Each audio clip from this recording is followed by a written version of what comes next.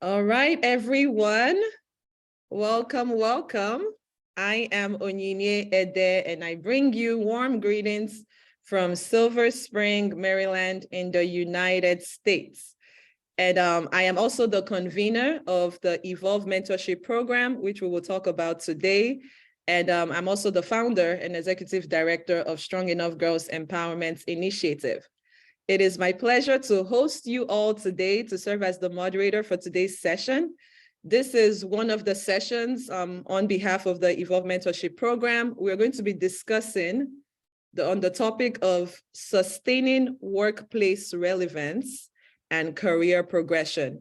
And we have a fantastic speaker for you. Trust me, if you have never heard Michelle speak, you have been missing out on some good stuff. So I will do a brief introduction of Michelle soon, but for now, let us take a poll. We just want to hear from you all.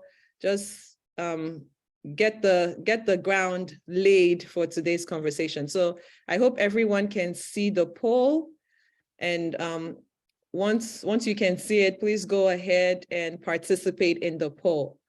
There are 6 questions in the poll. The first one asks, where do you live? The second one is, tell us your gender. I mean, I'm expecting all women, but in case some men found their way onto this program, we would like to know. Also, we want to know about your employment status.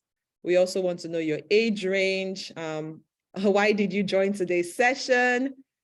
So in case you didn't have anything else to do, we want to know. This is a safe space. I love question 5. And then, what is the most useful item you have bought this year? Now, if you don't see an item on there, please feel free to post it in the chat. I am very curious to hear what you feel has been the most useful item you bought this year. All right, I know Michelle can see the quiz. I don't know if others can see it, but please. Not only can I see it, I already submitted my answers. Ooh, nicely. Active participants and our speaker for today. All right. I will give you all 2 more minutes to take the poll. And we will, I think I should have added an option of somebody forced me to, for why did you join today's session? Uh-oh, some people are saying I can't see the poll. Can't see the poll. Can everyone else see the poll? Yes, please. Let us know if you can see the poll, because. Oh, I can see the poll. Oh, great. Oh, yes, and Queen, as co-host, you won't be able to participate. But okay, I was wondering. Can you see it though? Yeah, I can see it, but okay. Yes, as co-host, you're not able to participate. All right, okay. I see Eunice already submitted hers. We have 1 more minute. Let us. I'm excited to see the answers. Me too. Me too. Okay. I'm going to count down shortly. I miss having my music. I usually love to have music. I know, like what happened to the playlist? Come on, Onyinye. That is how you know. We will give you grace. You were up late last night doing your thing, doing your schoolwork. We can let you, we can give you grace for today. Yes. Thank you for grace. Thank you. All right. We're going to count down. I hope everybody has had a chance to take the poll. In 10, 9, 8, 7. Oh, somebody said, teach the participants how to take the poll. Uh-oh. You just click. Uh-oh. Well, next time we do it, we have to do a little tutorial before. Sorry. Yeah, sorry. But for Linda, usually you see the poll pop up on your screen. I don't know, there might be a message that says you've been invited to take a poll, and you can just click on the respective answer for you. Well, I think once I launch the answers, I'm going to see if people had a chance to participate. But well noted, for the next session, we would definitely teach people how to participate in a poll. Okay, Lloyd just saw it. Okay, great. Okay, Linda has done it. All right. All right. Okay, So Linda said it wasn't for her. She was just saying in general. Linda cares about others. Okay, thank you, Linda. A heart for you. All right, so I'm sharing the results now. See, Nigeria wins all the time. You know, the funny thing is I can't even see the results on my end. So Can I tell you? I can yes, see. please tell us. So where do you live? 78% Nigeria, 22% USA, nothing for the other countries listed. Okay, Gender, 100% female. okay. Number 3, check the one that fits you. Employed full-time, 44%, employed part-time, 22%, student, 33%. Question 4, what's your age range? It spans the gamut, but it seems like the majority is 36 to 45. Then comes at 44%, 19 to 25 at 33%, and 26 to 35 at 22%.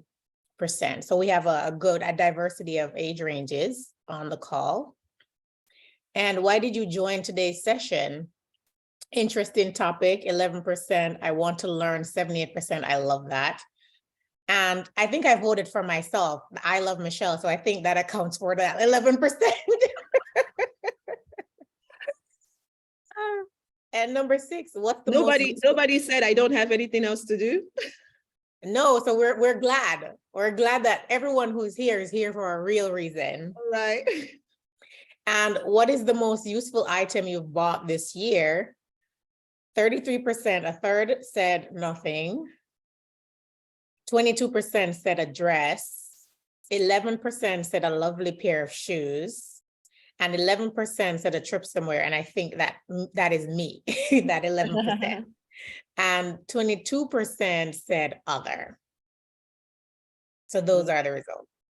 Nice. Thank you all for participating. I hope you found that to be a fun exercise. I'm actually still thinking about what is the most useful thing I bought for myself this year. I'm not sure yet, but maybe before the end of today's session, I'll post it in the chat. All right, everyone, welcome once again. We're going to get started now with a brief introduction of our speaker. Sorry, I'm trying to share the code to today's meeting with someone. Please forward the meeting link. I think some people forget that you need to register. So kindly forward the meeting link so that people know how to join today's session. All right. So once again, welcome. I am Onyinye. It's good to see a lot of familiar faces. I see our EMP mentees, and I know our mentors will join us and more of our alums will join us. So today we're discussing sustaining career relevance and sustaining workplace relevance and career progression. And our speaker is not a stranger to us here at Strong Enough Girls or the Evolve Mentorship Program. She is Michelle McKenzie. She is an international development professional with global experience in Africa, Brazil, and the Caribbean, where she is from. Whoop, whoop. She has varied interests and experience in project and program design and management. She also has curriculum development and training experience, capacity building, strategy development, innovation and learning, impact communication, agribusiness, food security, and she's very passionate about supporting early stage entrepreneurs, which is one thing I love about Michelle. She's always ready to offer insights on how to start your own business, start and sustain your business. So Michelle has held several positions in programs.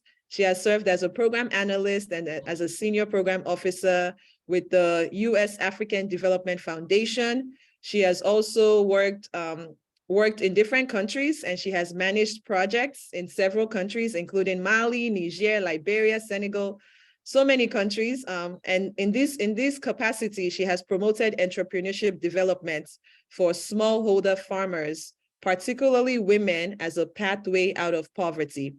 So Michelle, a fun fact about Michelle is that she served in the U.S. Peace Corps in Niger. If you're interested in knowing more about that, you can always have a conversation with her later. And she did that from 2007 to 2009.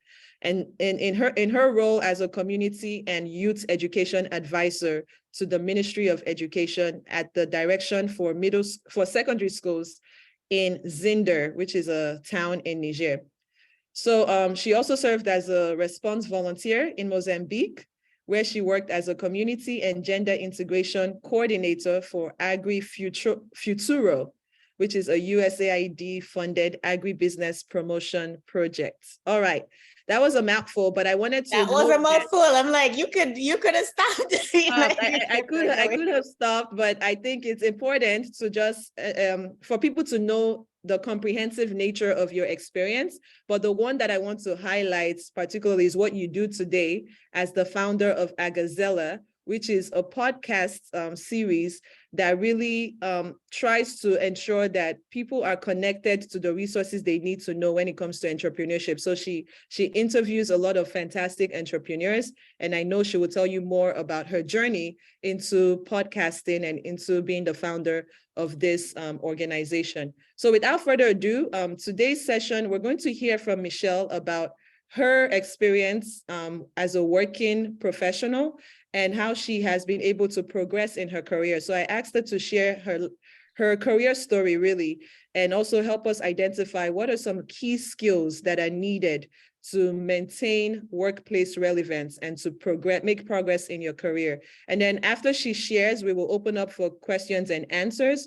But I do encourage every one of us, while Michelle is speaking, please feel free to send in your questions in the chat because we want to make sure that we give you value for your presence.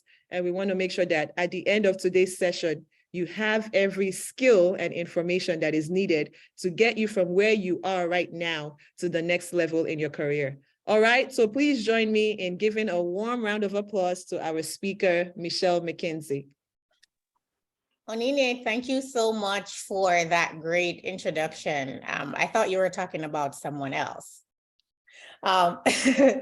So hi, everyone. Thank you for spending your Saturday with us. And I really do hope that you will take some valuable insights away from my story. So as Onine mentioned, I'm an international development professional. I studied international relations in undergrad, and I have a graduate degree in international development. It's so funny that this came up at this time because I also serve on the Diversity, Equity, and Inclusion and Accessibility Council for the Bureau where I currently work at USAID. And I have been spending a lot of time with young people because we've been doing outreach, trying to make the organization more diverse for people of color. So we have an MOU, a memorandum of understanding with an organization called Manners, which is minorities in agriculture, natural resources, and related sciences. And so we've been going to their conferences, and I have been interacting with a lot of young people and seeing how Manners sort of sets them up for success and just how impressive some of them are, and wishing that I could go back and do a do-over. Like all of the things that I wish I had. So a couple of weeks ago, I was in Philadelphia, Pennsylvania at one of the Manners clusters, and I had the opportunity to do some sort of spot interviews with some of the students who were there, and I also judged an interview competition. And let me tell you, those students were so prepared. I was so impressed. They've actually also had me going digital. Now I don't even have paper business cards. Like they all came, they had their digital business cards, they had their resumes on QR codes, you know, and for us, it was the opportunity to let them know, because USAID might be very well known overseas, like where you are. In Nigeria, I'm sure people know about USAID and in a lot of the countries where we work, but here in the United States, USAID is not that well known because our work is not domestic, right? It's international. And so we have to do this outreach to these colleges and universities, particularly ones where you find more underrepresented folks who, so that we can let them know that we're here as a career opportunity, and to let them know what are some of the pathways into the agency, into the organization, and let them know about fellowships that there are available, scholarships for undergrads, fellowships for grad students, and fellowships that are direct pathways into USAID, like the Payne Fellowship or the PMI, which is the PMF, Presidential Management Fellowship, which is a direct pathway into the federal government in general. So I've really enjoyed having that opportunity, and it had me thinking about, you know, how you set yourself up for career success. And then also other experiences recently had led me to think about, well, how do you maintain relevance? I work in a big organization, and people are always jockeying for visibility.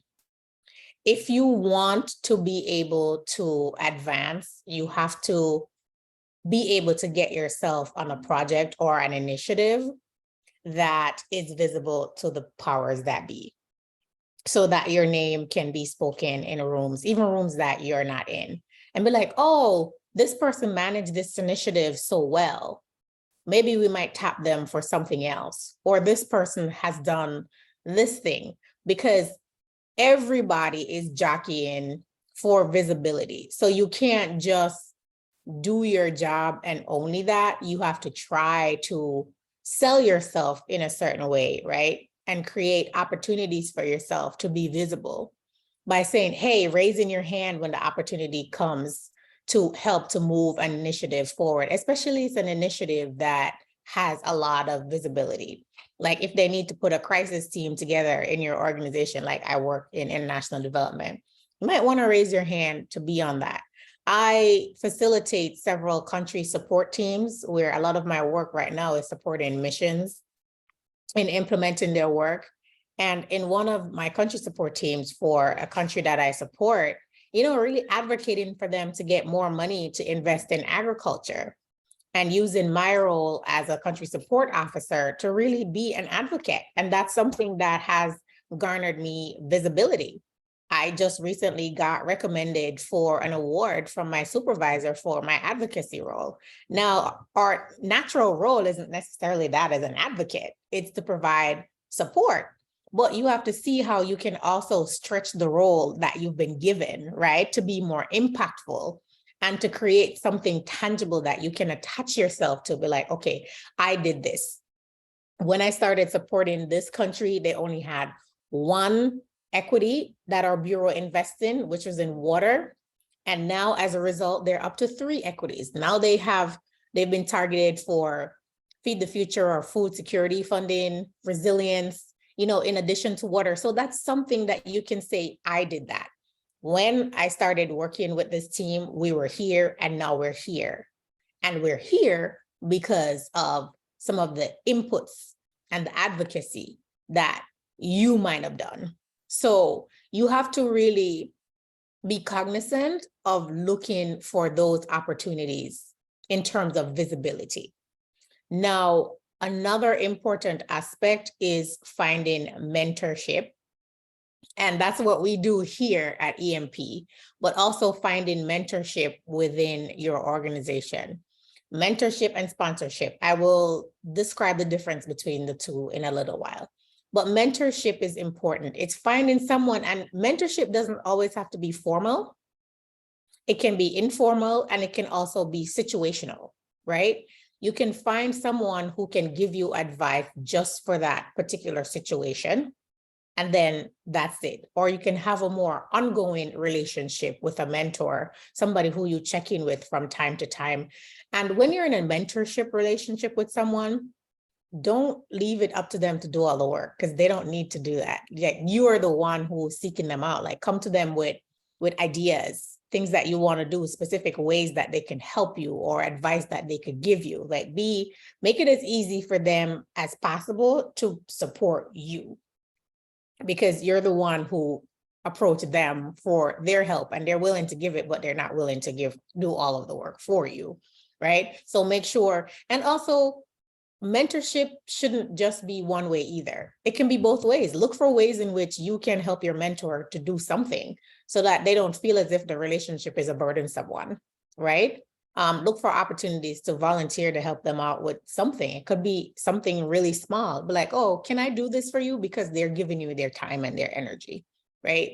I'm not saying that you have to do it, but it's something that they might look on favorably, like, okay, this person isn't just here to suck my time, but they're thinking of me as well in this relationship.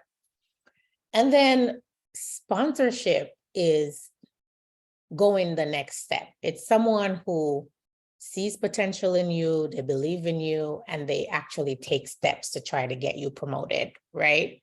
And not just into a formal promotion, but to help you get visibility. Like they'll be working on an initiative that is visible, and because they see your effort, they might reach out to you and have you come work on that so you get to shine as well, so that you can be attached to something that is visible and successful. I'll give you an example about like how to stand out and let people see you. I went to a conference, this Manners conference that I was talking about. This was their national conference in Jacksonville, Florida. And one of our implementing partners sent someone, because we were talking about one of our programs that they implement, and they sent one lone person to man the booth to talk about that thing. I was there with our senior DIA advisor from my bureau, and he saw how that girl was hustling. She was hustling. She was hauling these things. She was setting up. She was in sessions. She was taking notes. She was doing the thing. And, you know, he snatched her up. Within a few months after that, she was working with us because he saw that hustle mentality in her. And he was like, this is someone that I would want to be on my team. So make yourself visible as someone who's a hard worker, who's got the chops, who, if someone brings them onto their team, they're going to get stuff done. And she's been killing it since she's been a part of the team. And the other person that was there before that she's now joined, they work so well together. And they really are getting things done. We were at a conference this week, and someone high up in our organization said, you know, your bureau is DEIA for the agency. You know what? Visibility. Now people at the top see who's like doing the work. And so you want to use those opportunities to make sure that you show out, stand out, be visible, do good work. And use mentorship when you can to understand how you can tap into those opportunities and reach out to people. You know, like, oh, there's this interesting work that you're doing. Is there any opportunity for me to help, to participate? You have to, you know, they say closed mouths don't get fed. So if there's something that you want to be a part of, you might have to just reach out to someone and ask. The worst that could happen is that there is no opportunity, or they say no, and we've heard no's before and we've survived. So you'll be all right. But the thing is, they could say yes, and it could be a great opportunity for you. So I'm going to stop right there because I want this to be conversational. So if you have specific questions for me, I would love to have the opportunity to try and answer them.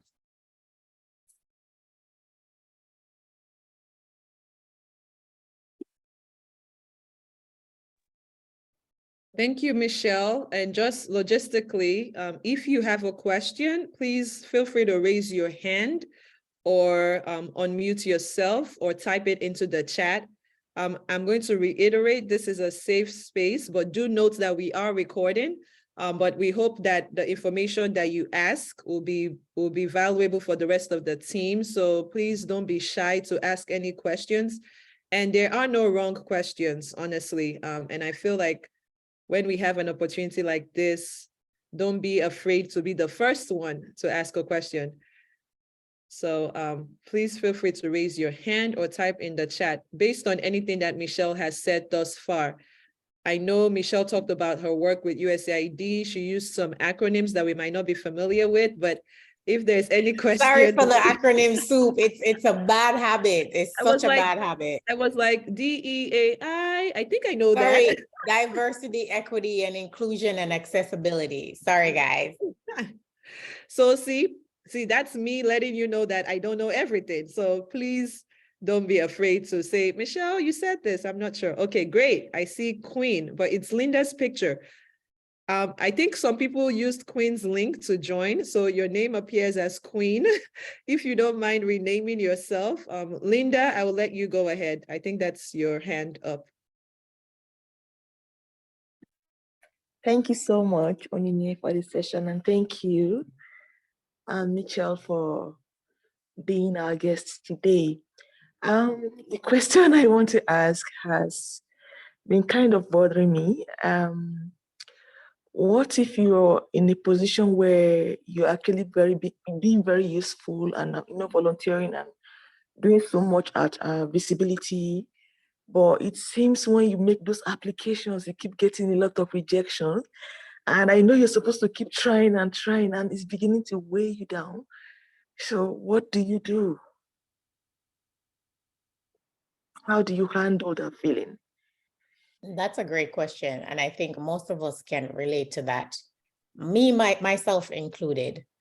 And sometimes you just have to recognize that the next opportunity might not come easily, but the thing is that you don't stop. You just have to keep going, and you have to try and pivot quickly. Yes, feel, a little bit dejected or rejected that you didn't get this opportunity that you want, because sometimes the opportunity is in the wait, right? That the right opportunity will come. Because, part of it was about getting stuck. Let me tell you about my feeling of being stuck. The organization I was in with previously, I was there for quite a while. And I had a number of different jobs in that organization. And I felt stuck. I wanted to leave. But even though I was still there, what I did is I moved around as much as I could. I tried to start initiatives because I was tired of doing the same things over again. So I'm like, I started thinking of innovative ways to do things and started creating like projects on my own within the organization. Like, here's a gap here. We should do this to like keep myself busy. And, I had, like I said, different jobs within the organization over those years, but I felt really stuck. Like I would never leave. I'm like, damn, I've been trying to leave this place for so long and none of my opportunities were coming true. But the thing is, I amassed a wealth of skills and experience during the period of that wait, right? That will help you to get to the next stage when you do get there. So while you're waiting and while you're feeling stuck, don't just be stuck, whereas you're just still. Start looking around, because sometimes that's where the creativity comes in, right? Like, I feel so stuck in this moment, but I have to do something. That's where the pivot is, and that's where the recovery is. I'll give you a quick story about recovery. I was thinking about this recently. I went to Miami on Tuesday, and my flight was supposed to be at 3:49. I was on the train on my way to the airport. I made a post about this, and halfway there, I realized I grabbed my wallet, but my ID wasn't in my wallet. It was in another purse I brought out the night before. I didn't want to take, because my wallet's a little bit fat. The purse was small, so I just took out my ID and a credit card and left them in that purse. So now I'm like, shit, there's not enough time for me to get back to the house, get the ID, make it to the airport, and catch this flight. So I'm like, what should I do? So I got on the phone and I called the travel agent that books or travel. And I'm like, all right. They took forever to get on the line. I did get on the line. And I'm like, is there another flight that leaves after this one that I can get on? And she was like, oh, well, yes, this opened up and there is space. And the other flight was like an hour and a half later than when the other one would have left. And I'm like, can you rebook me on that? She rebooked me. I had enough time to go back home and get my ID, catch that flight, got to Miami. All was well. So I posted it and my friend was like, oh, could you get another flight the other day, the next day or something? I'm like, I was able to get one today and I'm here now. And she was like, oh, great that you pivoted. And it got me thinking. No, she said, great, you recovered nicely. And that my thing was like, how do we recover when things don't go our way? Because they don't always go our way. And how we have to think about, if we stay thinking about the fact that the thing didn't go well, I could have been like, oh, damn, I made this mistake. How could I have done that? But immediately I was like, how do I fix this? Let me get on the phone and see if I can get another flight today. Now, sometimes we're not always able to recover as quickly because sometimes the recovery is not 100% in our control. Because maybe there wouldn't have been another flight that was leaving that day, or it would have been booked. There would, things could have happened. But it worked out because I was thinking about the recovery and taking steps. And even if I wasn't able to get on a flight that day, I would have still been on the phone with the travel agent to be like, when's the soonest you can get me out of here so I can get to where I need to go? So sometimes when things are not working in our favor, we have to think about not just what's happening, but how do we recover? Really start thinking about what else can we do? What could a potential situation be? Another quick story. I was recently in Australia visiting my cousin, and then we were supposed to go to New Zealand. Now, they had organized this trip for the family to meet in New Zealand. I decided to go spend some time with them in Australia first, and then go with them to New Zealand to meet up with the rest of the family. They're still technically Jamaicans. They had not yet gotten their permanent residence in New Zealand. So they needed a visa, in Australia. So they needed a visa to go to New Zealand. The rest of us didn't. We just had to do this authorization thing. Guess what? The day came, they didn't get their visa. The visa did not come through. And, they were starting to feel low, especially his wife. And I'm like, I feel very confident that you will still get this visa, because we were supposed to be in New Zealand for 2 weeks. Even if it's halfway through the trip, you will still be able to salvage some time and get there. I was only going to be in New Zealand for one of the 2 weeks. So the rest of the family is now in New Zealand, right? And we're there because of these two people who arranged this trip, and they're not there. Anyway, we made the best of it. On the day that I was scheduled to leave, they called to say, guess what? Or the day before, we got the visa, we're coming. They decided to leave to come to New Zealand the day I was going back to Australia. I had left some of my stuff at their place because I knew I had to go back there and I had a long layover. So long story short, guess what happens? They thought they were going to see me in the airport. Like I was going to exit and they're going to board the same flight that I came on. I don't know what made them think that. So they had the key with them instead of leaving the key where I told them to leave the key. I see Onini like just disaster impending. So I'm in this airport. Half of my stuff is in their apartment. They are getting ready to board their flight and they have the key. And I'm like, what am I supposed to do? And my flight doesn't leave until like 7 hours later. And the whole point was that I was going to go to do this layover at their place. Then again, the wife started getting into the thinking, the negative. She's like, I don't know what to do. I'm like, listen, let's think. There is a solution here. Let's spend the time thinking about what the solution is. The solution was they gave the key to the person who was working the departure gate. They gave the key to her. And I'm like, where is she going to be when the gate closes? I'll wait because I got 7 hours anyway. I'll wait for her to come down. It's probably going to be another 30 minutes after, for them to close up the gate and all of that. They gave the person the key. I met the person downstairs when she came, took the key, went, all was well. Again, another pivot. So there are always opportunities to pivot and recover. But if we're not spending time thinking about the recovery, we just spend time thinking about the thing that didn't go well, instead of thinking about how do I recover from this? I hope these stories make some sense to you in terms of how do we recover when things are not going our way. Does that make sense? Linda? Yes, it does. Thank you so much. Thank you for sharing those different experiences. Thank you. So now Yes, I and know it's I have to okay to stop feel think. down for a little bit. That's okay. Yes. I'm not negating that because I feel that too. Because I was like, oh boy, what's gonna happen? But sometimes when you're in that kind of a pickle, I'm like, well, we're just gonna have to figure it out. We're gonna have to figure this out. Yeah. Right. So Thank you. stay optimistic too and think, well, what else can I do? Right? What else can I do? Thank you so much. You're welcome, Linda. Any Yes. other questions? Wow. Questions? Oh, there was a question by Eunice in the chat box. She says, I know that everyone starts somewhere. So what if you're ready to put in the work, but no one wants to give you an opportunity to work or be seen? And you're already in the organization, Eunice? Or you're trying to get into an organization?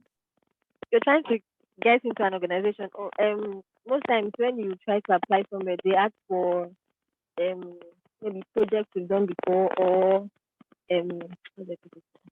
like stuff before, your experience somewhere, and then you've not gotten any experience, you've not done anything before, and you're just looking for an opportunity to do something, but no one is giving you that opportunity. Okay, got it. Volunteerism is a great way to get experience. Reach out to an organization that's doing work that you want to do and volunteer. Because sometimes you have to give to get, right?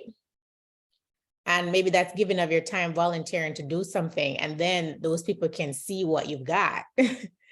And so one, you're and give you the opportunity to volunteer. And then they could also be references for you when you start, because you have to get your experience somewhere.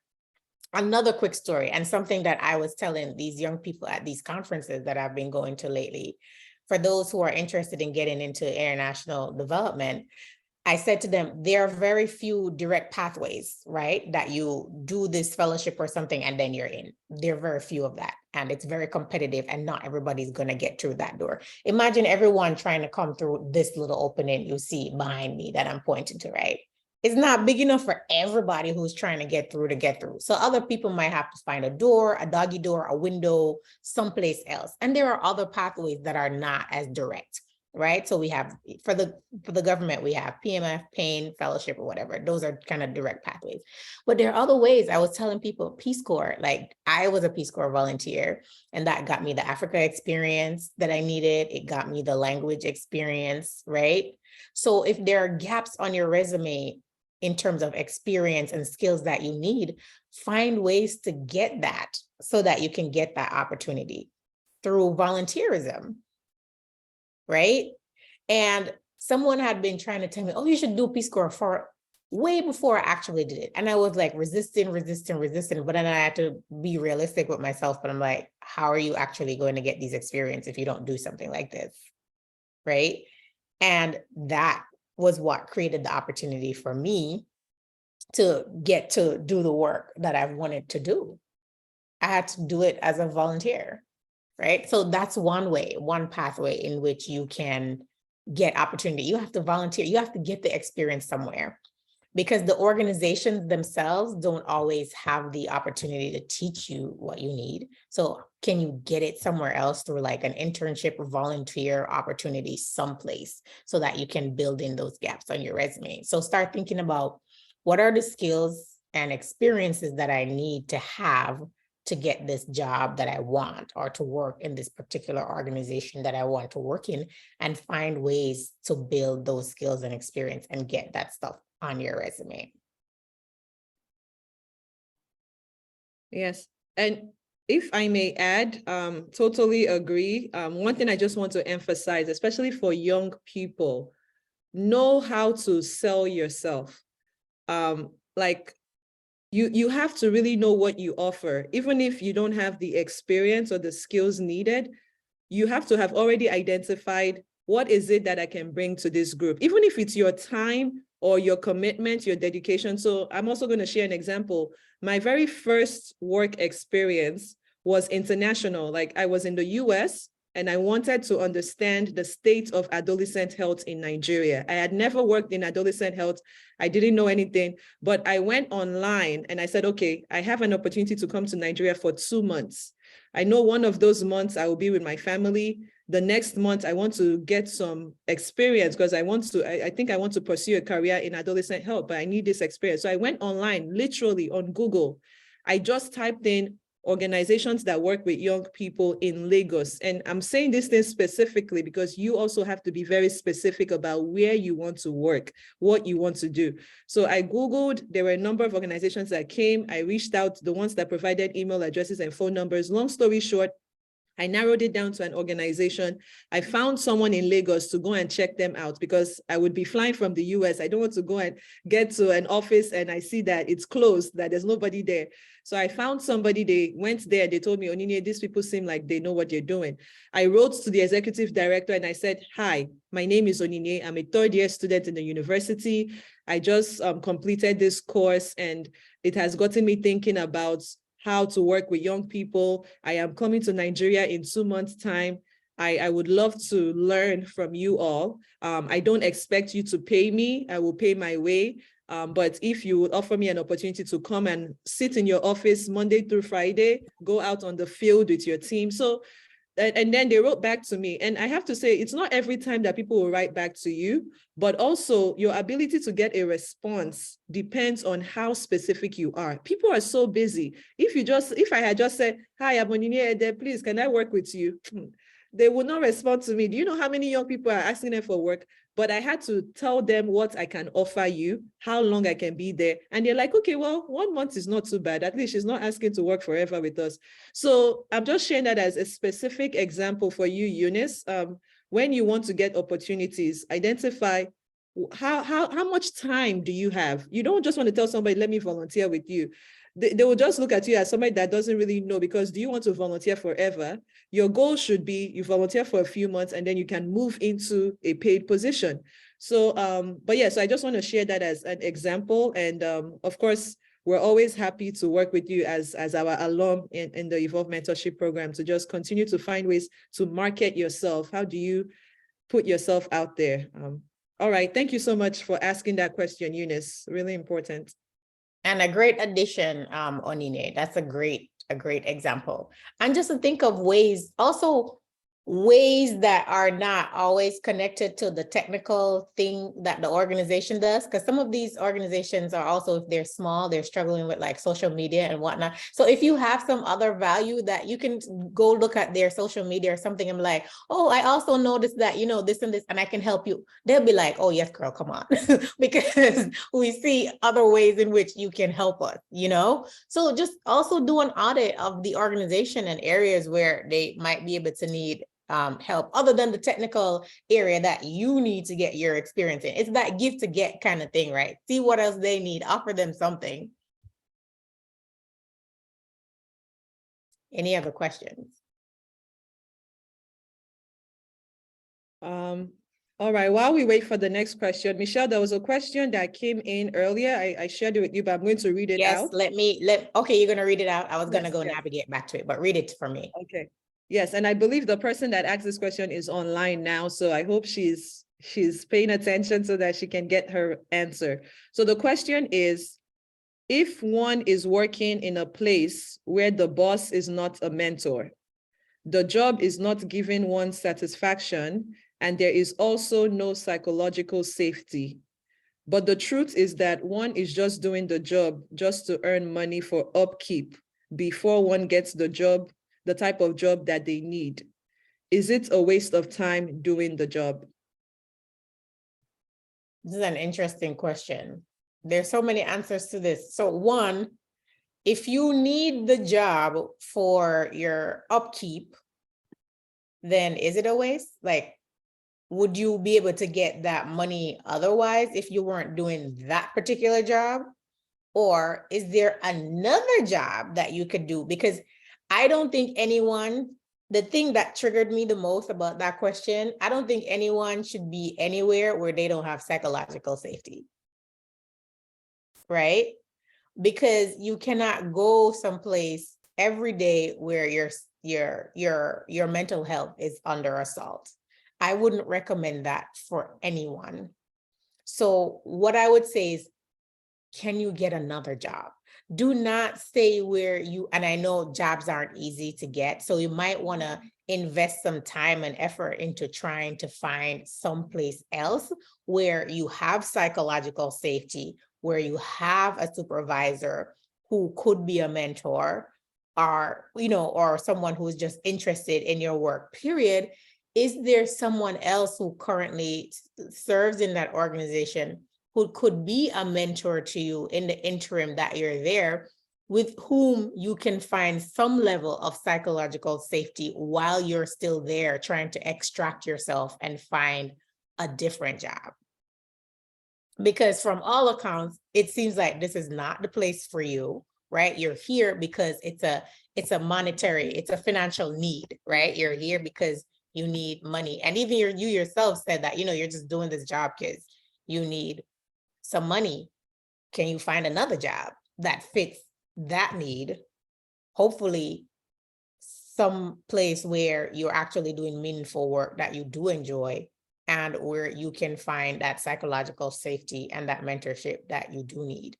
One thing about the Gen Zers here in the US, and I don't know how it is elsewhere, is that they're not putting up with the BS. They're all about their mental health and all about, as soon as things are not going in the direct, and, one could say, well, they don't, you can stay and try to work, but they're like, no, we need to move on. But also recognizing that you're in a different country where jobs might be harder to come by. But I have no opinions, but I have some observations. And the observation is that this is not a place that you actually want to be. And it's not a place that's psychologically safe for you to be. So if possible, you could start allocating some time to start looking for something else that would be more meaningful for you, and safe for you to be, or anyone else. I don't know if you have, because you're in Nigeria or wherever you are, like you might have some more contextual, information to like maybe add to my response. Yes, thanks for that response, Michelle. And I really want to encourage anybody else that has experience dealing with a workplace where you didn't have psychological support or psychological safety. Please feel free to unmute yourself. This conversation is not just Onyinye and Michelle. We are here to learn from each other. Though the experience I will share, because I have had a personal experience working in Nigeria, and I don't presently, I presently work everywhere, I guess, but my full-time job is based in the US. But one of the things that led me to even start Strong Enough Girls Empowerment Initiative was my experience working in an organization where I didn't feel psychological safety. And I told myself that I never want anybody to feel the way I felt in that position. And I'm sharing this example, this personal example, because when we think about why people start organizations, there is usually a story there.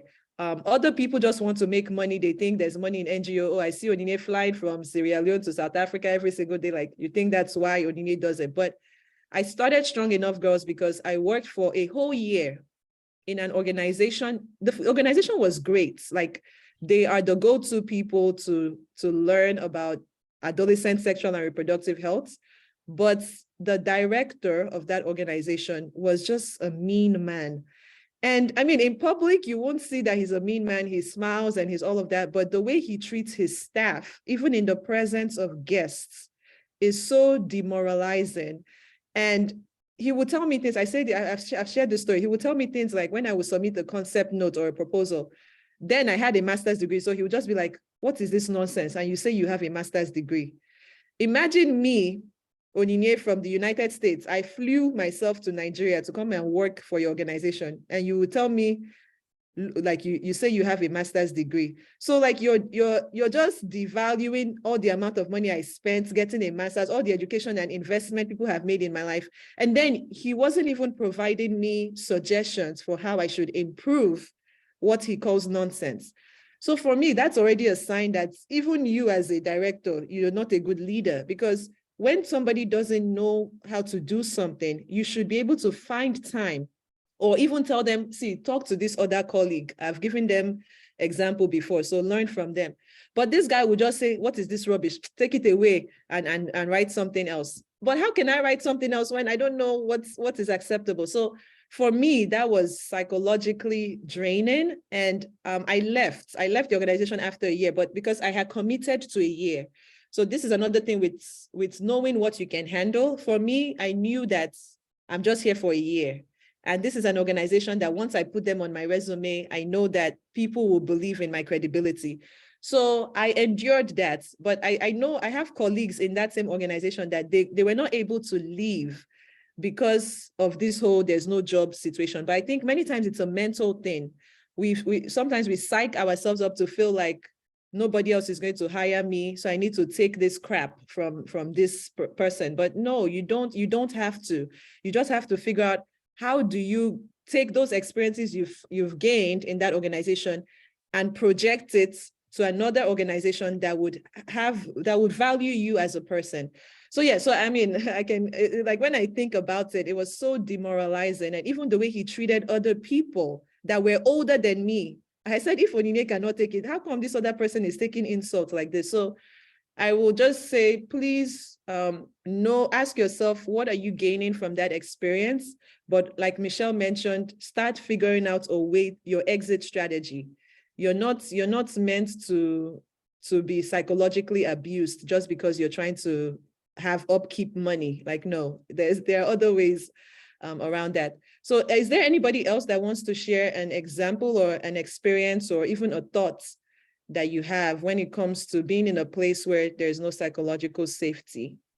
Onyinye, this is Yes. Linda. I'd like to Yes, say something about this. please go ahead. First of all, I would like to say thank you for the safety you as a leader provide at Strong Enough Girls Empowerment Initiative. I used to be part of the team, and I think you working with you and seeing your style of leadership at the place and Strong Enough Girls, you raised the bar. And when I talk to some colleagues from other places of work, and they are shaking, literally talking about their bosses, and they're shaking, and I cannot relate. I couldn't relate because for 5 years I was with you, I never experienced that. And it made me feel, it taught me something, that I also have a responsibility that wherever I go, no one working like a subordinate to myself should ever feel unsafe because I'm present, because you taught me how to do better. So my question now will be, if you're in a place where this is happening and maybe the person is generous and all that, and the person is not doing the same to you, but you observe how it's done to other people, how do you address it? Without, I know we can always walk away and everything, but is there a way one can actually have a conversation with a boss regarding this? Like I said, I am not the recipient. I'm not the one suffering this, but I observe it sometimes, and I am not pleased because I know if it was to me, I would leave. But I really like to speak out on behalf of the others. So in this situation, how do I address it without coming across as being rude or interfering, Yeah. Who is doing the abuse? Is it the person at the very top, or is it a mid-level supervisor? And is there a redress process in the organization to redress grievances? Okay, so in this situation, it's like the founder and being a very cool person. But sometimes I believe like issues, when you're addressing issues, and you should call a staff aside and have it like a confidential conversation, not shred the person in the presence of every other person. And I am there staring at my phone and I'm not comfortable witnessing that. It will have been better always a private conversation between them. So how do I address it? Especially knowing that I am not a victim of that, but still, I feel like I should do something or say something about that. So it's the founder who's doing it, and you are part of that organization as well, but it's not addressed to you, but to other people. Yes. Do you have a relationship with the founder where you could bring it up? What's the level of your relationship? Yeah, I can say I have a relationship, but at this point, I'm not sure how the person might respond to constructive criticism. I am not sure.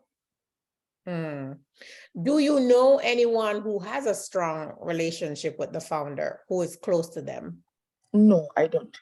That one's a little tricky. I'm trying to, because also I've been in this situation before. You're trying to find the right way to approach. Mine is not quite like that, where the person is being and I know I wish more organizations had like 360 evaluations where you do have that opportunity to give that feedback, because that two-way feedback is necessary, but a lot of organizations don't have that.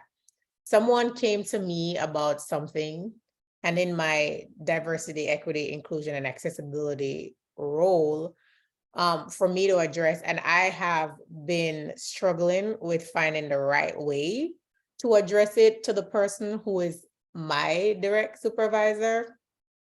And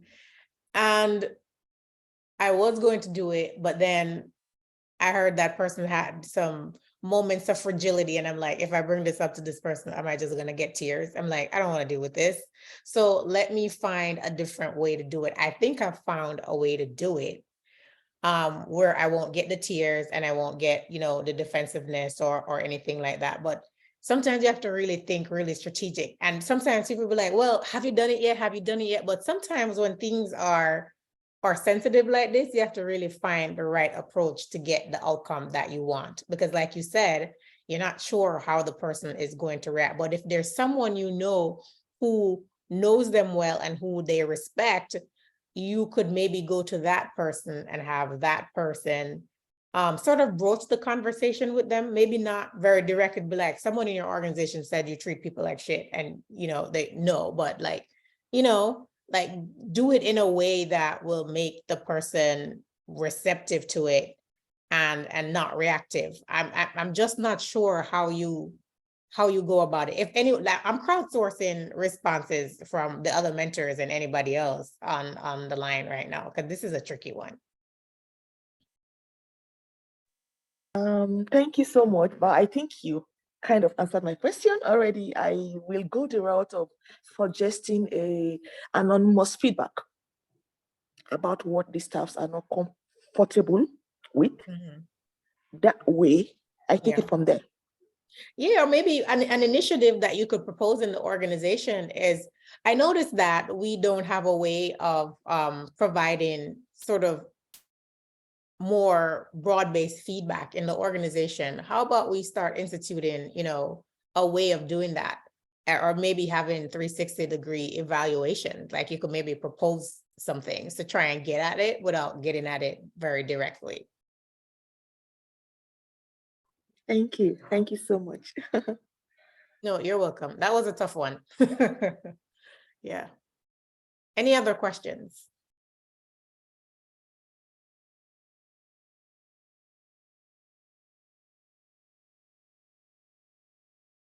The workplace is difficult to navigate. And I do understand why a lot of people, especially people who here in the US in particular, I can speak for, who have been out of the office a long time, don't really want to go back, at least not in a full-time capacity, because they've gotten comfortable not having to deal with these. Even though some of those things can come through the phone and through the computer or whatnot, it's not the same, as when you're in this person's presence. They have more access to you. They can actually come into your office with the vitriol and do it like directly in your face, which is a different energy in which you receive it than if somebody's reaming you out, like virtually or whatever,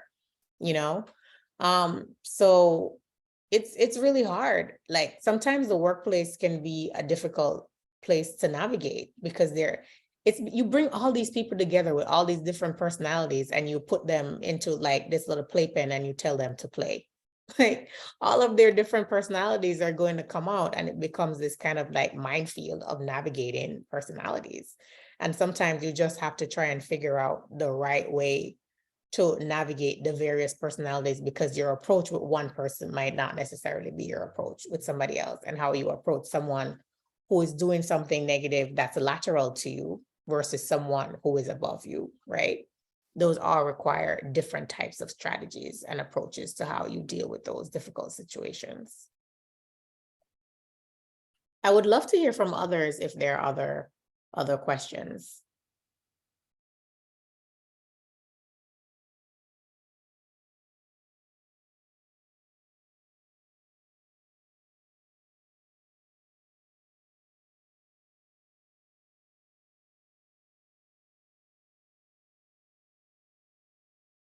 Onini, did any others submit? Were there any other questions that people submitted for a response?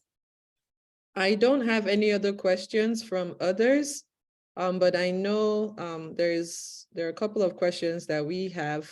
Maybe we can ask those questions while people think about your questions. And once again, please feel free to use the chat box. You can even send it to me privately, and I'm happy to read it out anonymously. So feel free to ask. I cannot overemphasize why you should ask. Like, one thing about me, I'm like, ask questions. We are having this session because we know that so many people are dealing with workplace issues. And I know sometimes it's easier said than done, but you will realize that once you start applying some of these things that we're saying today, it will get better. And you will just know that these things will keep coming up, but know that you're not alone. Somebody else has gone through the experience you're having. So I really want to encourage you, don't feel like you might not get an answer to your question or your question is unique to you. So please ask your question. That's why we've all sacrificed our time on a Saturday to be here. So make sure you really get value. And I know some people are also just happy listening and taking in the information. So that's great. So Michelle, the question that we have for you is, what skills are important for career progression? So this is a general question. It's not specific to a particular career. So can you give us, what are some general skills, especially in this 21st social media saturated time that we live in? What are some of the most important skills for career progression? And this is a good time to pull out your pen if you haven't been writing, because these skills are really important to help you advance in your career. Well, this is an interesting question. And I think the first thing that I would say is based on the conversations that we were just having about communication skills. People tend to underestimate that. So it's a soft skill, but it's a soft skill that can take you very far. Because if you're able to communicate the right way, because some people, because of their poor communication styles, are not able to get along with others very well. People don't seek them out for advice. People don't seek them out to join their teams. People don't seek them out to say, hey, go talk to this person. So make sure that you hone your communication skills, you know, how you talk to people. Also, research. We all have access to, you know, with Googling these things, information, use it. Yoninia was saying that, you know, when she was looking for her opportunities, when she was going to Nigeria, she got on the internet and just started Googling. Google is all of our friends. Like, use the resources that we have available to us. Another skill is to, so this is on the technical side, make sure that you have the technical skills that are required for the job that you're looking for. So whatever those technical skills are for your area of career, right? So whether it's having the education, you know, the master's degree, like Oninia has a master's degree, she's doing a PhD now, so that you have those checklist qualifications that the employers are looking for, because you can't want to work in global health and you haven't studied global health, you have no experience in it. Make sure that you are getting the experience, whether it's through volunteer work or through internships, or if you even can, before you can get paid work in that area. So make sure that you are clear about what is the career field that you want to be, and what are the criteria and the requirements for being in that career. And one of the things, another thing related back to research, is also LinkedIn is a great source for research. Like, if there's somebody that does the work you want to do, use LinkedIn, look them up and see what their backgrounds are. You know, what are some of the things that they've done that help them to get where they are. And also, I think this is also either related to research or to communications, but informational interviews, reach out to people and ask them questions who are in that career about, well, what are the skills that you think are necessary in that particular field to have, and make sure that you are covering your bases doing those things. Onini mentioned the ability to sell yourself. So that goes into how you present yourself online. And I know that we've had sessions in the EMP on resume writing, putting together your LinkedIn profile. Well, all of these things are skills.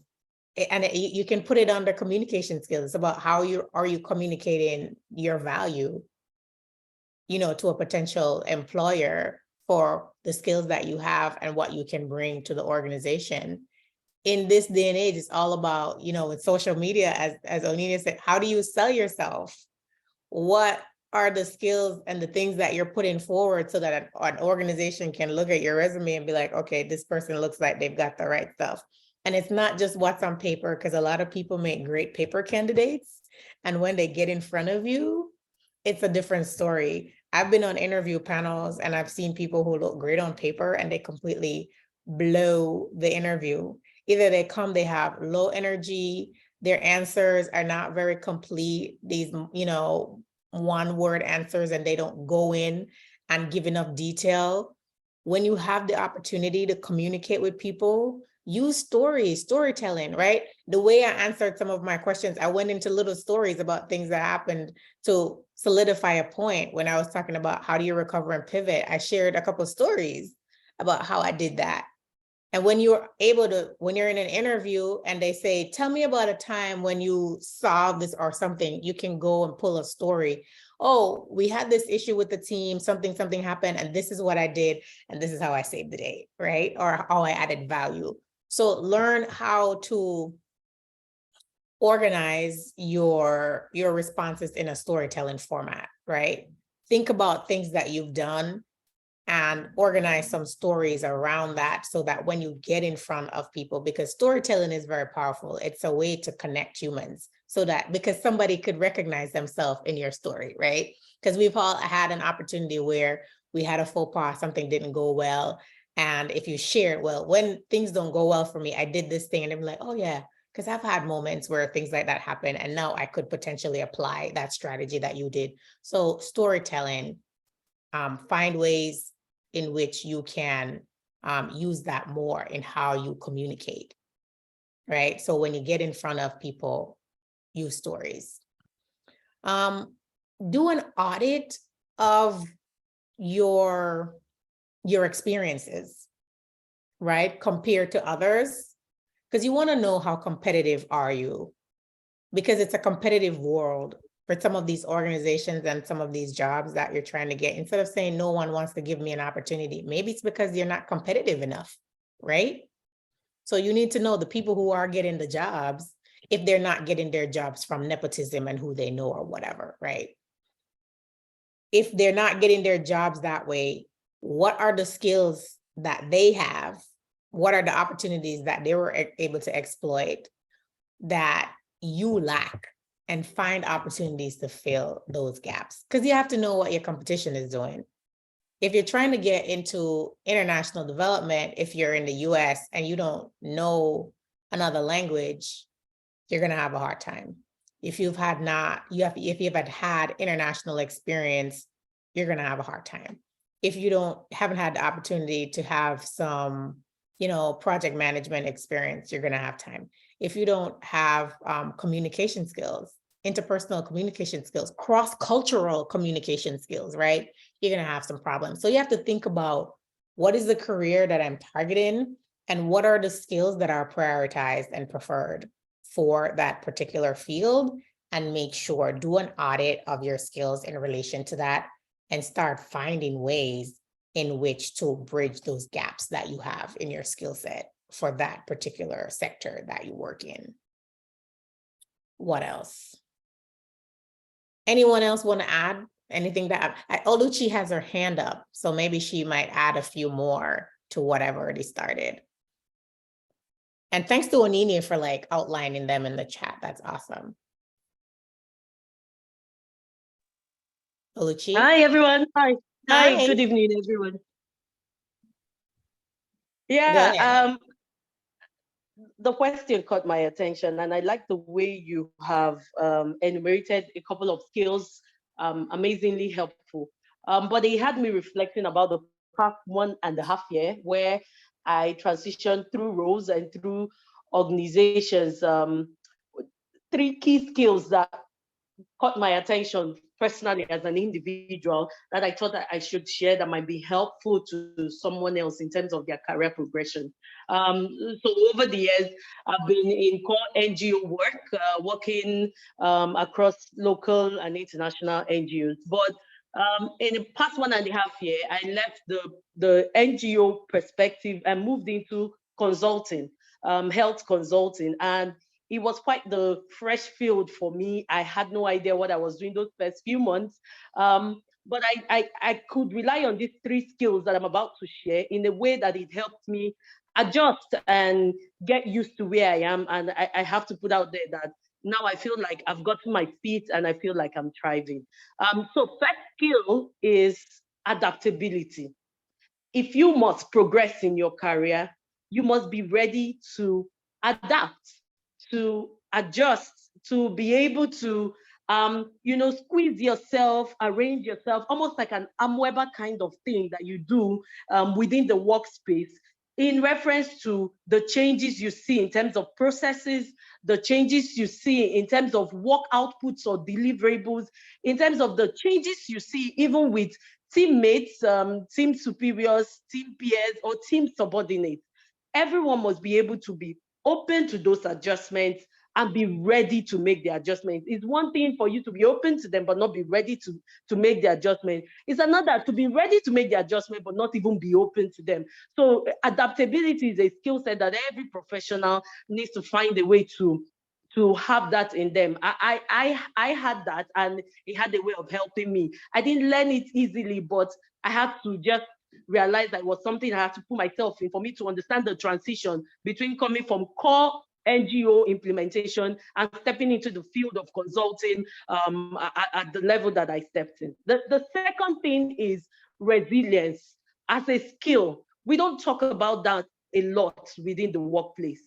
And what is resilience to me? For me, resilience is the ability to come to work every day and face what you see at work. Some of them might be very positive. So what is it? We come to work, we are successful at a certain project that we are doing. We allow the success get into our head, and then we rest in our OAS.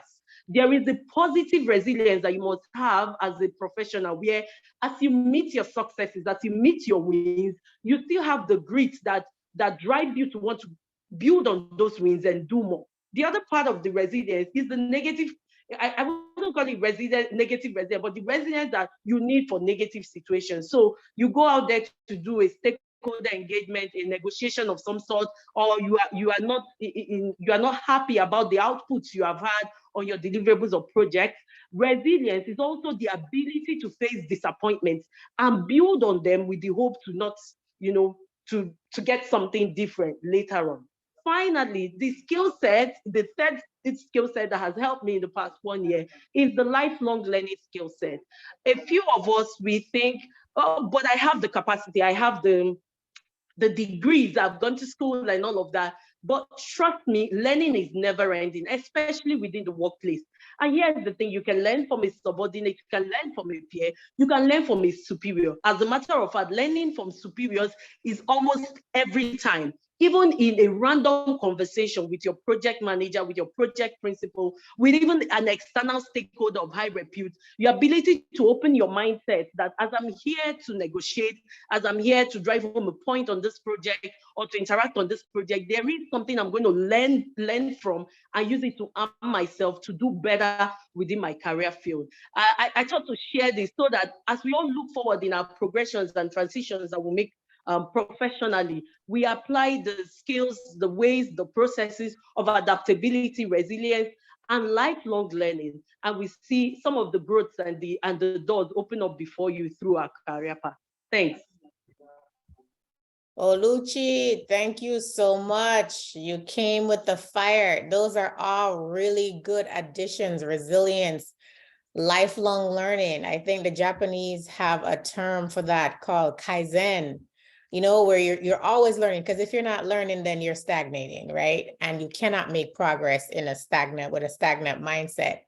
And I would also like to add that, in addition, be someone who implements. So there are a lot of people who like to consume, but they don't act on what they consume, right? Make sure that you're a person who is always taking steps to try and implement the things that you're learning. So don't just learn, implement the learning, because there are people who love to learn. They'll come on webinars and things like this and they'll listen, but I'm like, did you implement everything? And of course, you're not going to be able to anything. You're not going to be able to implement everything, because things are contextual. You have to take away the things that are reasonable for you or things that you could do immediately, but make changes. Like when you learn something new, like what can you start to put into place immediately from what you've learned? So don't just sit on the learning. Don't just write it down in a notebook. Like it's no good to you there.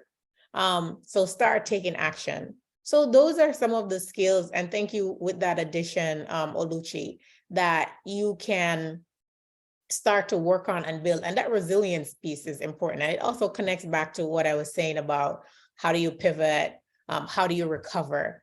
All of that comes under resilience, right? How do you build your resilience in terms of when things are going well and when things are not going well? Because resilience is about layering, sequencing, and integrating your experiences so that you can move forward, right? So yeah, I think that's a good list to start with. And, we could probably, add on to that as we go along. Maybe we could crowdsource this list to some of the other mentors, Onyinye, for them to add to. Yes, definitely. Queen, I trust you're taking good notes. And shout out to Queen. Queen doesn't like to show her face. I don't know why. Actually, I think I do. But Queen is our program manager based in Lagos. So she will tell us more about the Evolve Mentorship Program. So you'll hear her voice more before we wrap up for today. But yeah, so Queen is taking these notes and we will share it with our mentors and our mentees. Absolutely. All right. So maybe now might be the time to talk about EMP, Onyinye. Awesome. If there are no additional questions. Yes, going once, going twice. Any additional questions? I see a couple of our EMP mentors are on here. So I'm going to pass the virtual mic on to Queen.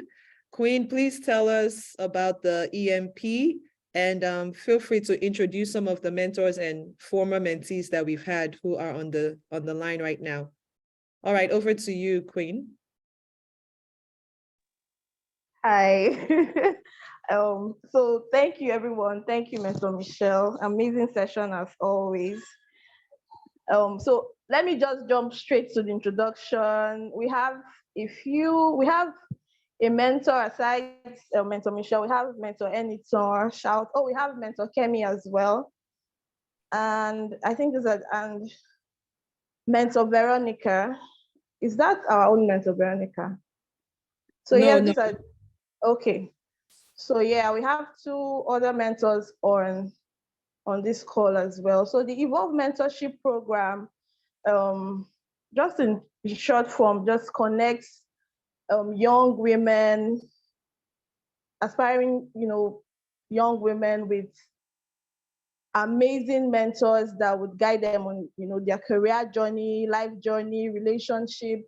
So it's not just your career, they also mentor you in other aspects of life as well. So it's a 3-month program where we have mentees come on board and select mentors of their choosing. Of course, you would have like a list of mentors to select from, and then these mentors will guide you for 3 months, after which you'll transition to the alumni group for further broader mentorship. So aside the one-on-one mentorship that you would have with the selected mentor, you would also have sessions. You have it's just like the one we're having right now. You have like weekly Saturday sessions with the mentors. You would also have book review. We read a book.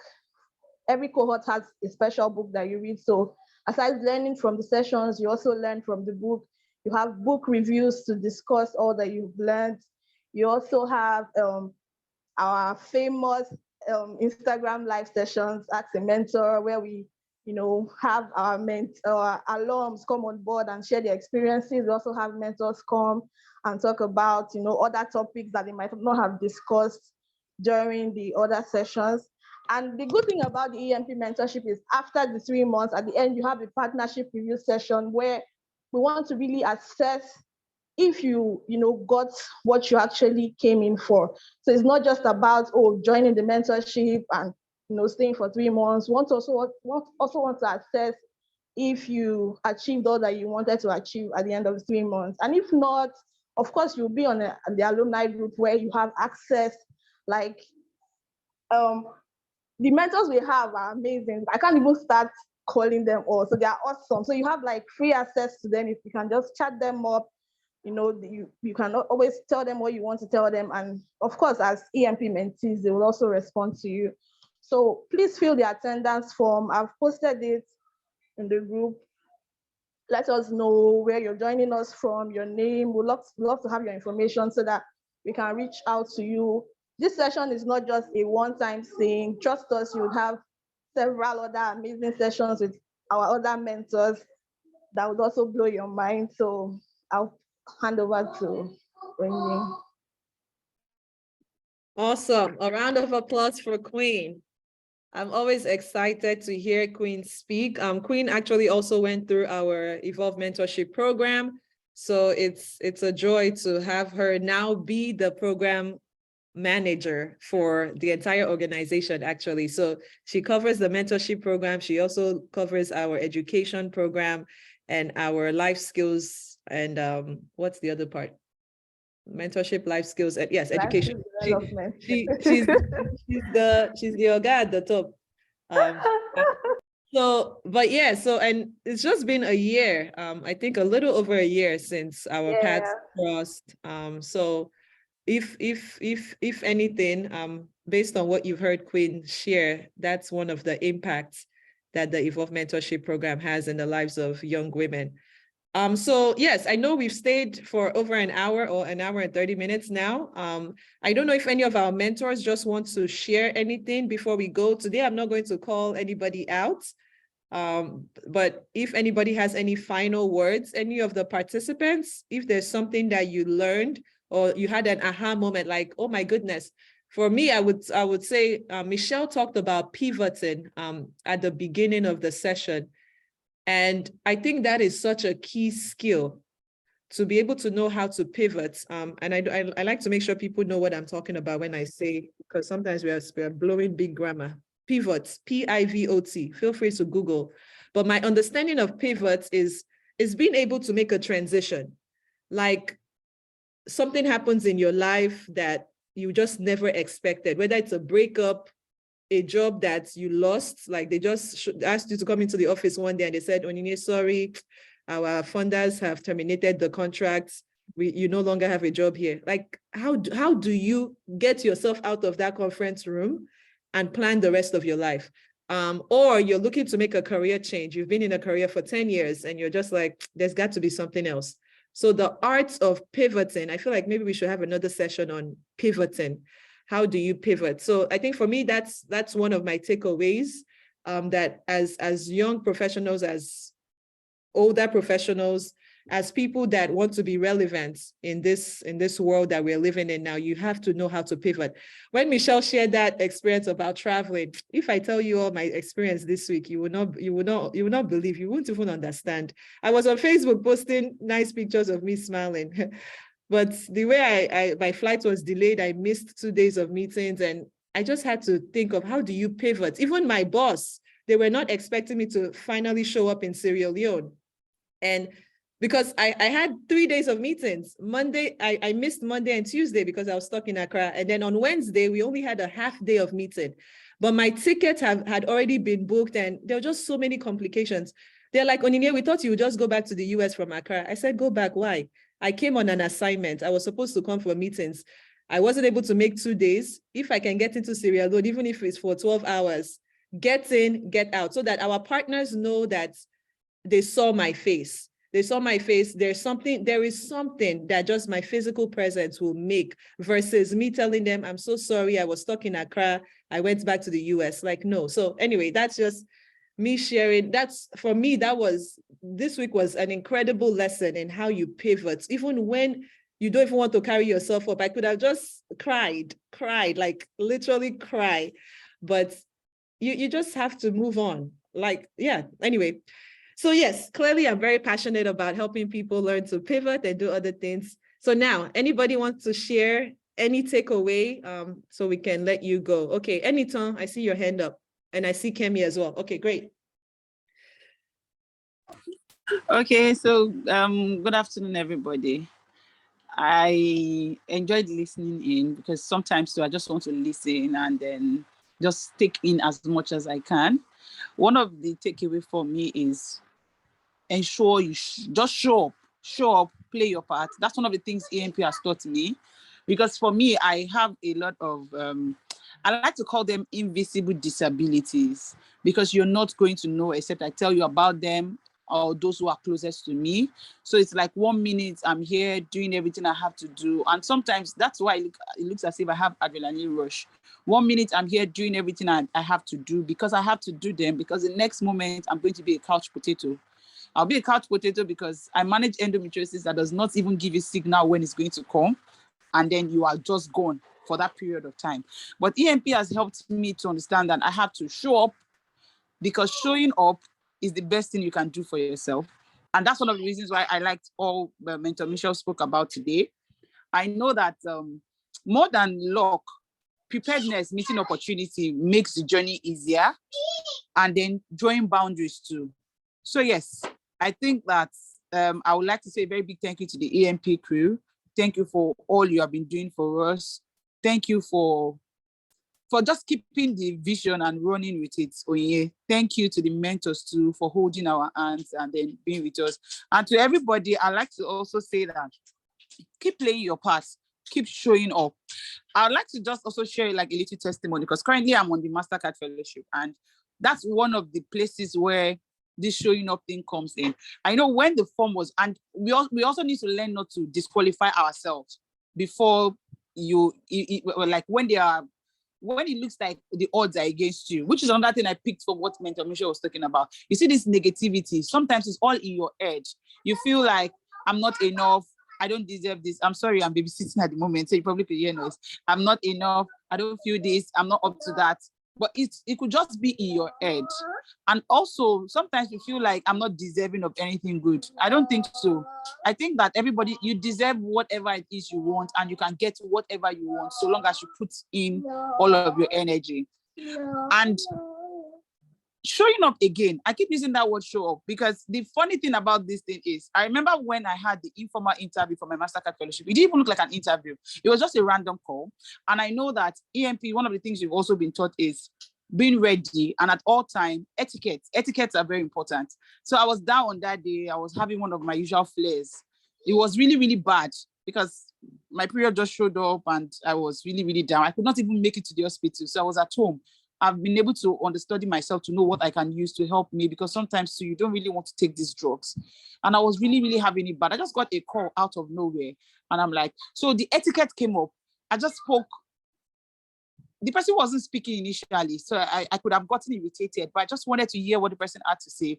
Spoke very well. Lo and behold, less than 5 minutes, an interview had been conducted. Somebody has spoken to me, and I got an email saying you've been shortlisted for the MasterCard Fellowship. And I'm like, that's one of the best things that happened to me this year. Showing up again, because when I saw the form, it was a bit late and it was going to close. But I just told myself, you cannot disqualify yourself. Keep putting it there. And when you're in the development space, you are above 30, it feels like the odds are against you. There are no opportunities there. But one of the things I told myself is, I'm not going to change this thing. I'm not going to change my age. I'll keep up to my age. I'll go for low hanging fruit as much as I can. Altogether, everything will come up to one. And which is what I did.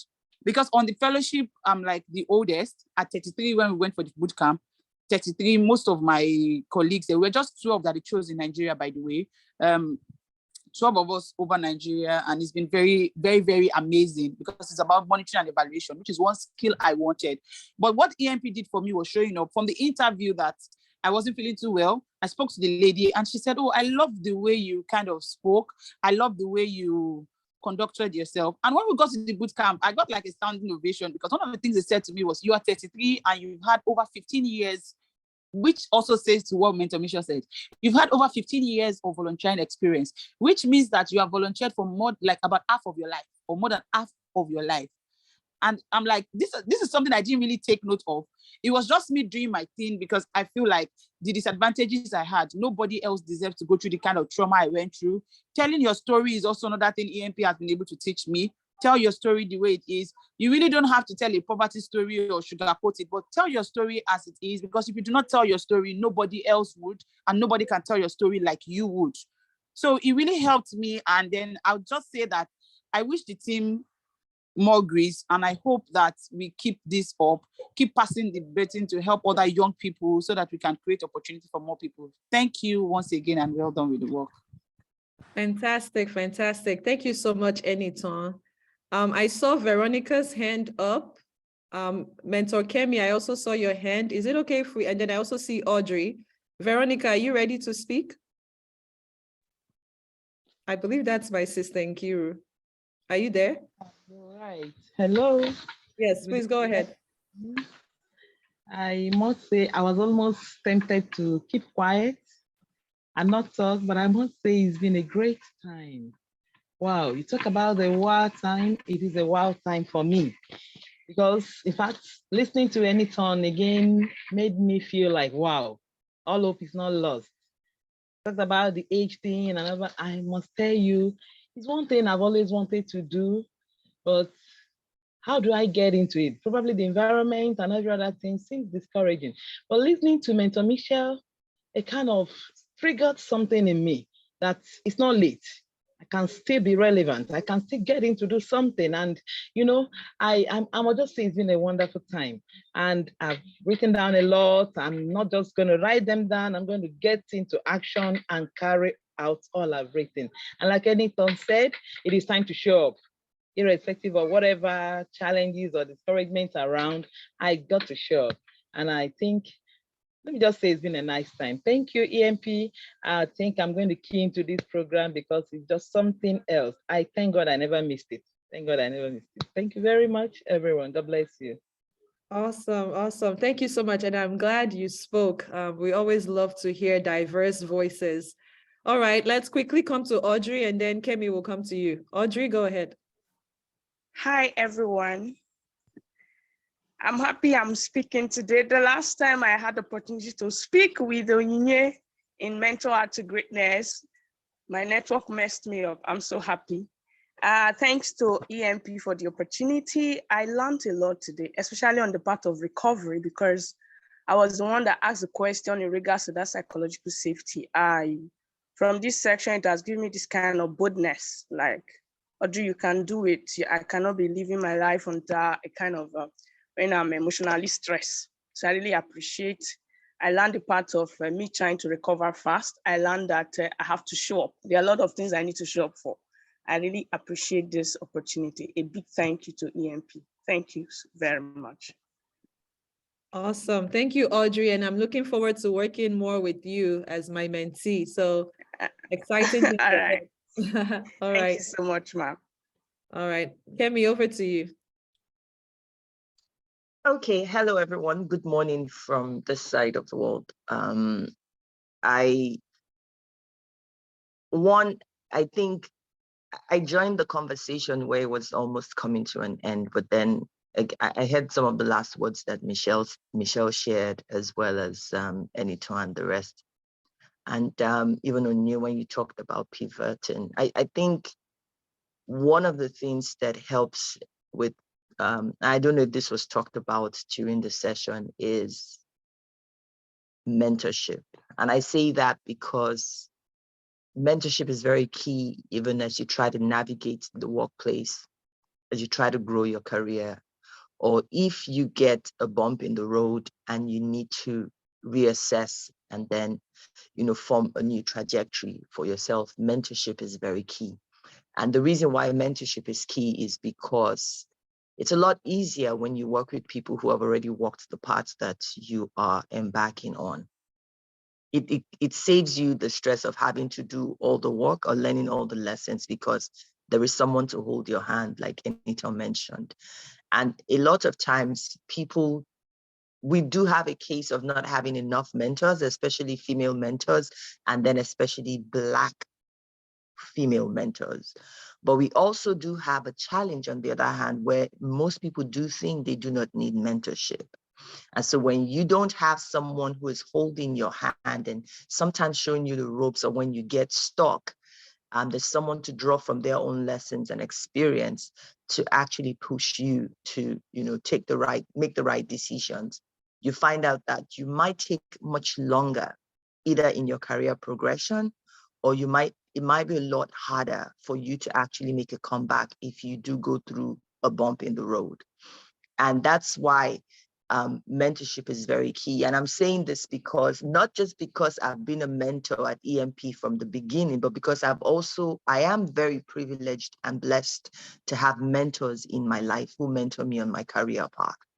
So you can have a mentor for your life, you can have a mentor for career. I do have mentors on both ends.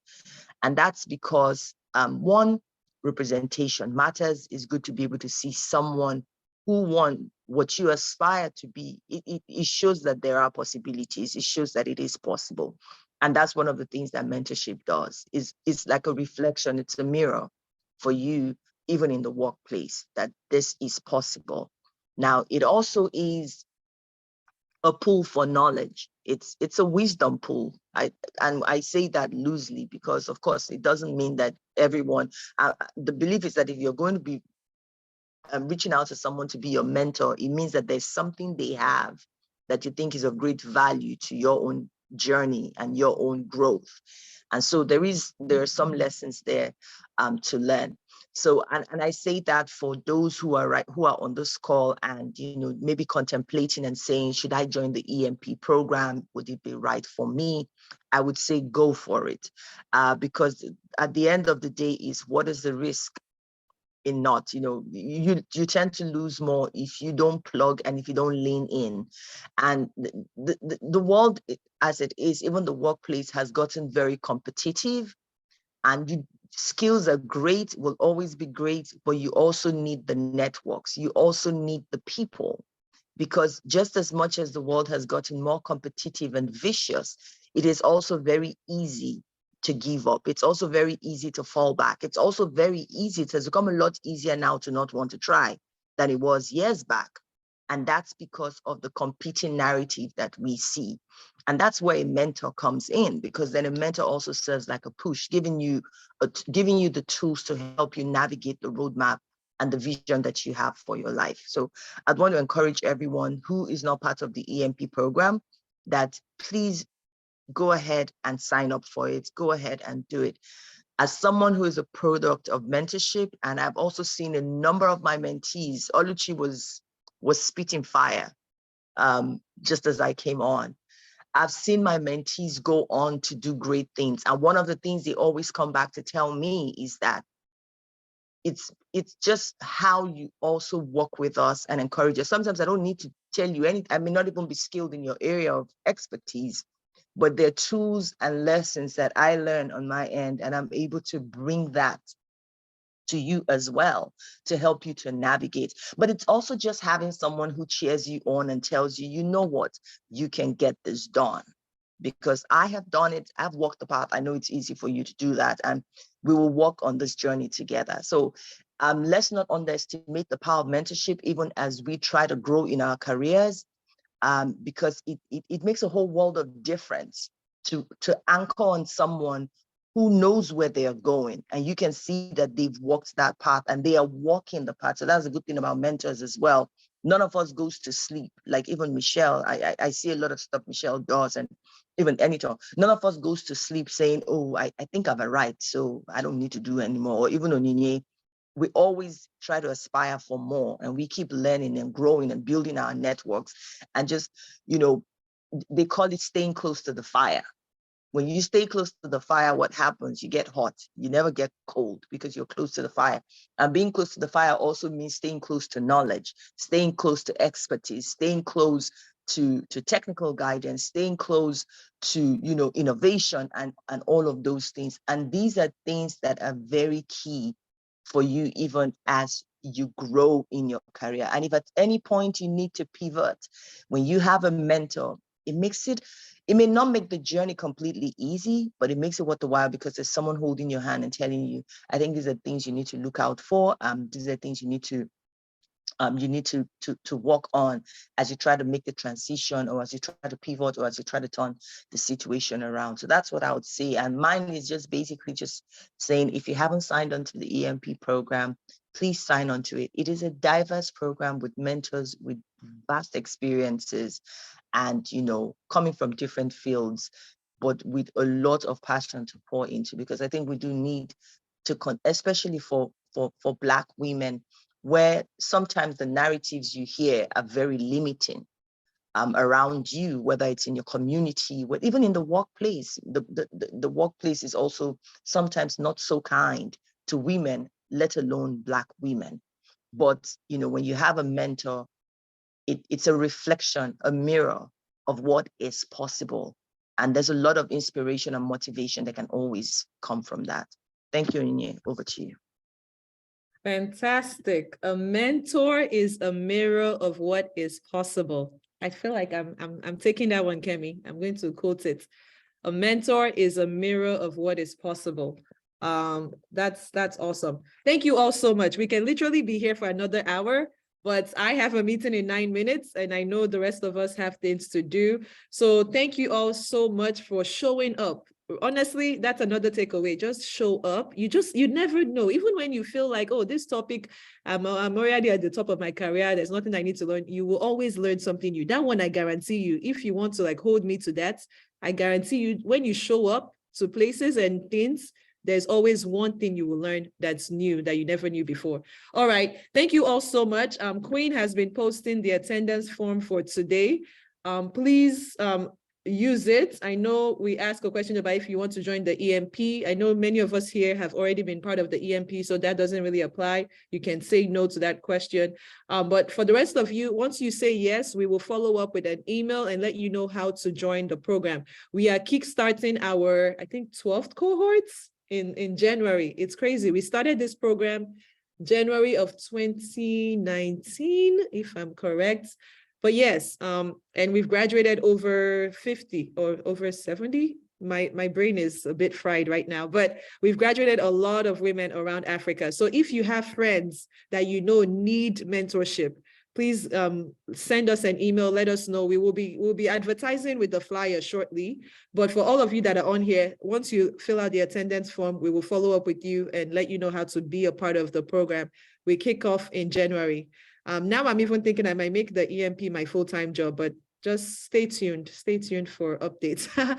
Anyway, thank you all so much. We will share the recording. We'll upload this on YouTube, share the recording so that you can also share it with people that you know would benefit from this program. Thank you so much, Mentor Michelle.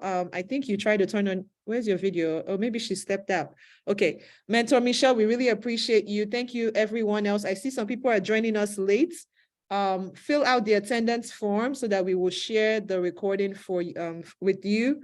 And I wish you a great weekend. And yeah, stay tuned in and stay connected to us so that you find out the next time we're having a session like this. Thank you, Queen, for coordinating, and thank you all for being here.